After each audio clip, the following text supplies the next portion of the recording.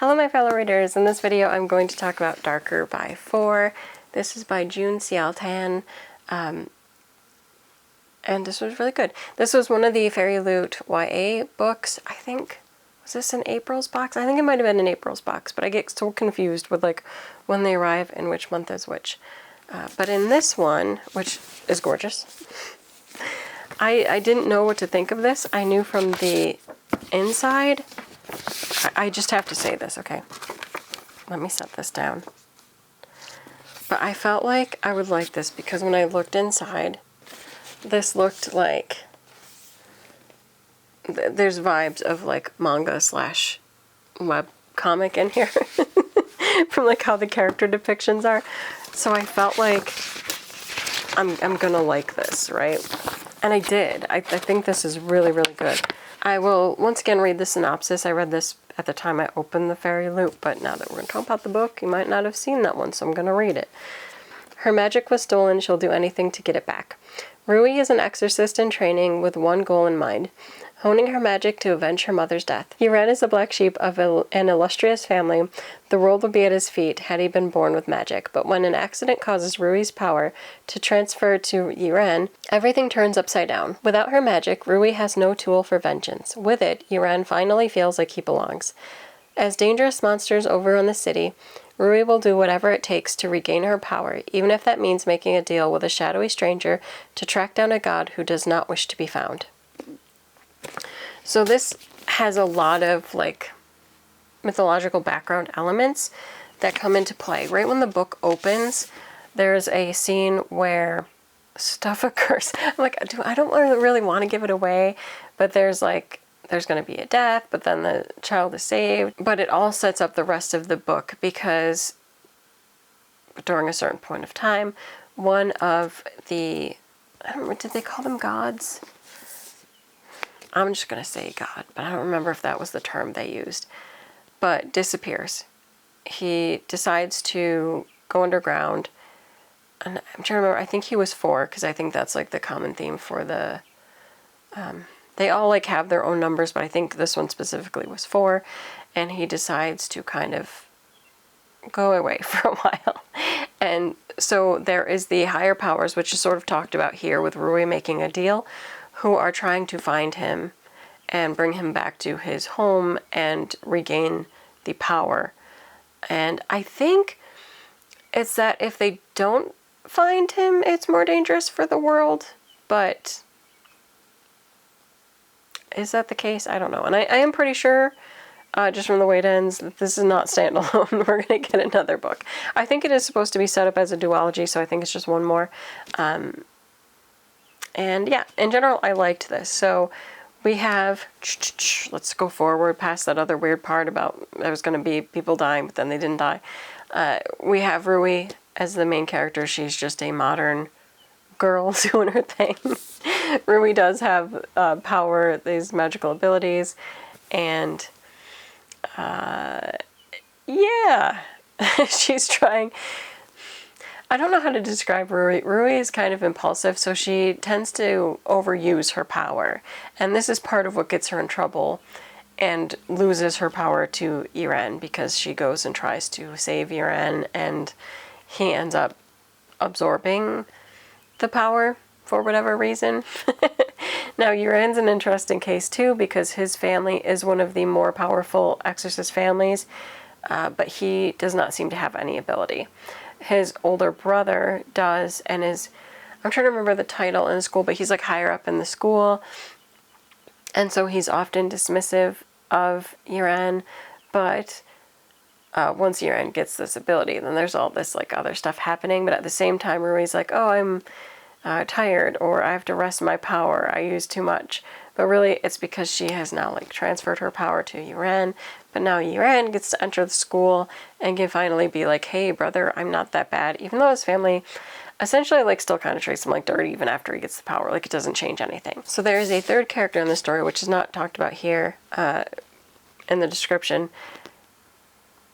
which actually is, I think, kind of telling, and so that kind of bothers me. But it is Rui's friend, Zizi, who also has, like, abilities. I don't know how to describe But they have been friends ever since Rui was little or much younger. I mean, they're still not like super old or anything. They're teens. And he often gets into kind of scrapes. He's a mage that gets hired to produce different spells. And so his work is kind of dangerous and often gets him into trouble. But it kind of sets up an interesting love angle that I don't know. Like at first you're kind of thinking there's going to be a love triangle in this, but maybe there's kind of not. But I think it was good. They were some of my favorite scenes, was dealing with like Rui and Zizi in their past, and then also Yuren is a very complicated character. But on top of them, there's also the other characters that you do get to know, including like Four's siblings. You at least see one of the older brothers and a sister, and then there are also characters that are, there's a character that's like an assistant, I think, to the one brother, and you see his work and everything. And then on top of that, tying everything together, there is the creatures, I guess you would say, that killed Rui's mom, that she has been hunting. And so there's one of the type of characters, but not necessarily the character, that comes into play in the book too. And it is almost seeing those characters a little differently, because until this time that we end up falling into, they have been deemed as like kind of just inhuman monsters, like people that have like lost their souls, kind of almost vampiric. And so it's the exorcist's job to hunt them down and get rid of them. But Rui's been trying to say for years that there was a being with more intelligence who had those abilities, but more intelligence, that killed her mom. And they've all been very dismissive of her.